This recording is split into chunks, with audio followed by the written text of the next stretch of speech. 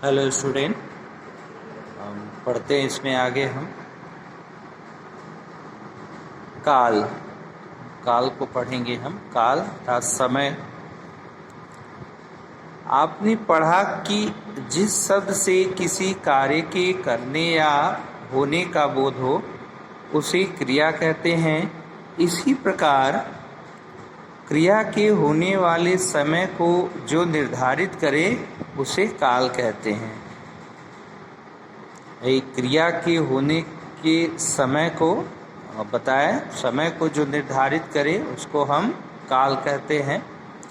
इन वाक्यों को ध्यान से पढ़िए।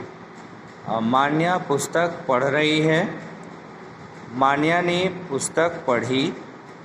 मान्या पुस्तक पढ़ेगी। देखिए तीनों सेंटेंस अलग अलग कि मान्या पुस्तक पढ़ रही है और मान्या ने पुस्तक पढ़ी और मान्या पुस्तक पढ़ेगी। यानी एक पढ़ काम जारी है और पुस्तक पढ़ी, ये पढ़ ली, और यहाँ पर अभी फ्यूचर में जा रहा है कि पढ़ेगी, यानी आगे के समय में, आने वाले समय में। उपरोक्त तीनों वाक्य पढ़कर हमें ज्ञात होता है कि क्रिया अभी हो रही है, हो चुकी है या होने वाली है या होगी। अर्थात हम ये कह सकते हैं कि क्रिया के जिस रूप से कार्य के होने के समय का पता चले उसे काल कहते हैं। काल के भेद। काल के 3 भेद होते हैं: भूतकाल, वर्तमान काल, भविष्यत काल। देखिए भूतकाल, पहला भूतकाल है, भूतकाल को जानेंगे। क्रिया के जिस रूप से उसके बीते हुए समय में होने का पता चलता है उसे भूतकाल कहते हैं। उदाहरण: सोनाली खेलकर आ गई। क सेंटेंस है मोहित साइकिल चला रहा था। तो इन वाक्यों में आ गई तथा रहा था भूतकाल की क्रियाएं हैं। ये बताती हैं कि क्रिया हो चुकी है।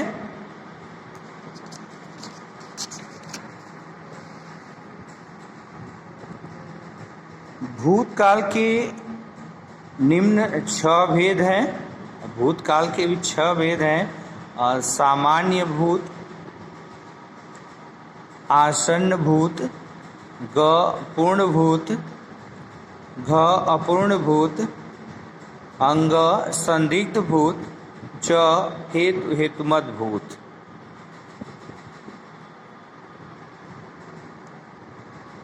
दूसरा वर्तमान काल। क्रिया के जिस रूप से ये जानकारी मिले कि क्रिया अभी हो रही है उसे काल कहते हैं। वर्तमान काल, क्रिया की जिस रूप से ये जानकारी मिले कि क्रिया अभी हो रही है उसे वर्तमान काल कहते हैं। देखिए क सेंटेंस को, बरखा रंगोली बना रही है, यानी क्रिया अभी जारी है। ख अभिनव सेब खा रहा है, यहाँ भी क्रिया अभी जारी है, यानी सेब खा रहा है। इन वाक्यों में बना रही है और खा रहा है किसी कार्य के किए जाने की अवस्था का बोध करा रहे हैं। क्रिया की इस प्रक्रिया को वर्तमान काल कहते हैं। वर्तमान काल के निम्न 4 भेद हैं, इसके भी 4 भेद हैं: क सामान्य वर्तमान, ख संदिग्ध वर्तमान, ग तात्कालिक वर्तमान और घ संभाव्य वर्तमान। तीसरा भविष्यत काल। क्रिया के जिस रूप से ये पता चले कि क्रिया अभी घटित होनी है उसे भविष्यत काल कहते हैं। हम कल खेलेंगे। हम नानी के घर जाएंगे। उपरोक्त दोनों वाक्यों में खेलेंगे और जाएंगे क्रियाएं हैं, ये बताती हैं कि क्रियाएं अभी हुई नहीं हैं, उनके भविष्य में होने की संभावना है। यानी अभी क्रिया संपन्न नहीं हुई है, अभी आने वाले समय में यह क्रिया संपन्न होगी। तो भविष्यत काल के निम्न 4 भेद हैं। भविष्यत काल के भी 4 भेद हैं। क्या हैं? सामान्य भविष्यत, पूर्ण भविष्यत, अपूर्ण भविष्यत, संभाव्य भविष्यत। आइए देखें इस चैप्टर में, जो चैप्टर हमने पढ़ा है अब तक, इसमें हमने क्या सीखा।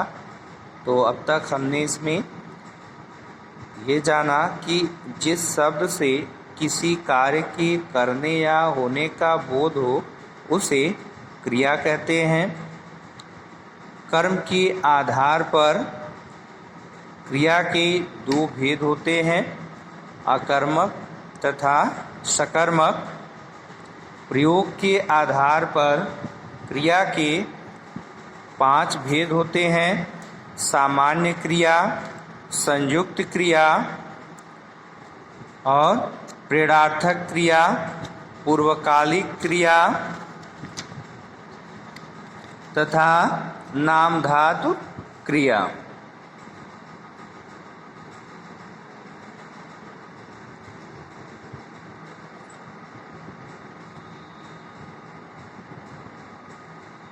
क्रिया के घटने होने के समय को काल कहते हैं। यानी कार्य के घटित होने या उसके होने के समय को ही हम काल कहते हैं। काल के 3 भेद होते हैं, भूतकाल, वर्तमान काल और भविष्यत काल। इसमें अभ्यास दिया हुआ है। इसमें पहला प्रश्न हम देख लेते हैं। निम्नलिखित प्रश्नों के उत्तर दीजिए। क्रिया किसे कहते हैं? उदाहरण देकर समझाइए। तो क्रिया किसे कहते हैं? भाई जिस शब्द से किसी कार्य का करना या होना पाया जाता है उसको हम क्रिया कहते हैं। अर्थात हम ये कह सकते हैं जो शब्द किसी काम के करने या होने का बोध कराते हैं उन्हें क्रिया कहते हैं। जरा उदाहरण देकर समझाइए। वो निधि झूला झूल रही है, अमित दौड़ रहा है, यह कंप्यूटर है। तो इन वाक्यों में झूल रही है, दौड़ रहा है तथा है से कुछ करने या होने का बोध होता है, अतः ये क्रिया शब्द हैं। उदाहरण हम दे देंगे। उसके बाद प्रश्न पूछ रहा है कि अकर्मक क्रिया और सकर्मक क्रिया में क्या अंतर है।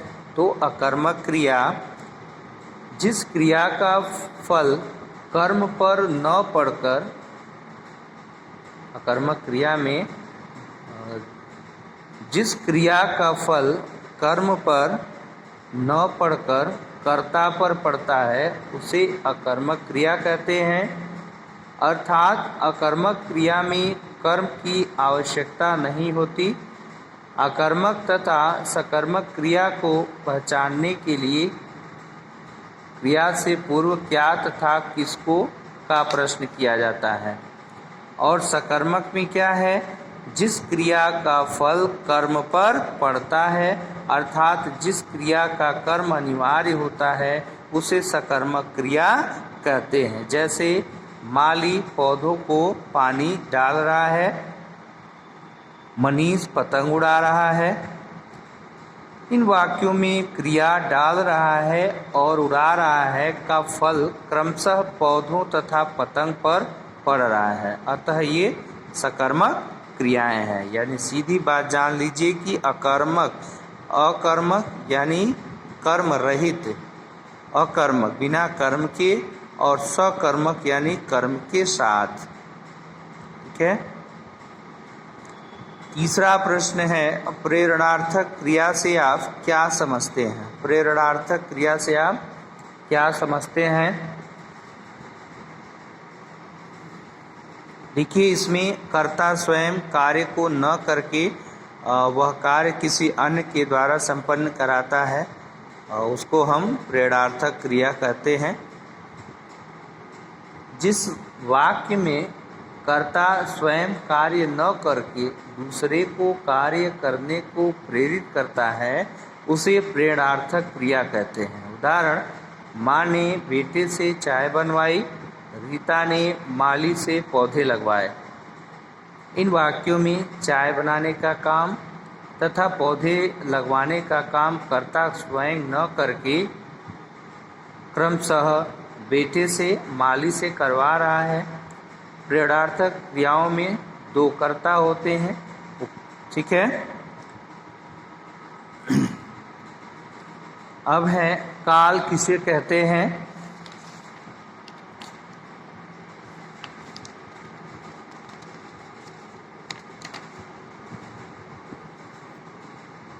काल किसे कहते हैं? काल अर्थात समय। क्रिया के जिस रूप से उसके संपन्न होने के समय का बोध हो उसे काल कहते हैं। क्रिया के जिस रूप से उसके संपन्न होने के समय का बोध हो उसे काल कहते हैं। 5वां प्रश्न है, काल के कितने भेद हैं? उनके नाम लिखिए। काल के कितने भेद हैं? तो काल के 3 भेद हैं।